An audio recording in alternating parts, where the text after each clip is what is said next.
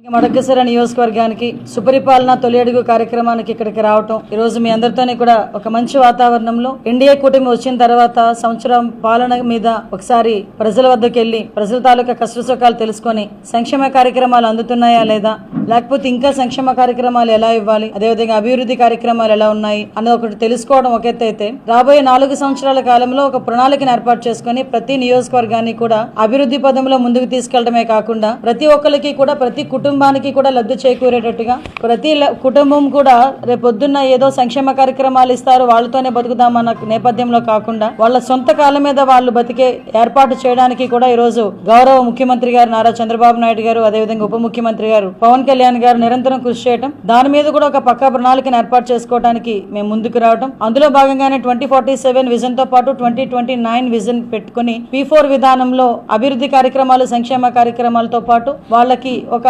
మంచి వాతావరణంలో కుటుంబాన్ని నడిపే విధంగా ఈ రోజు ముందుకు తీసుకెళ్లడం అనేది జరుగుతుంది.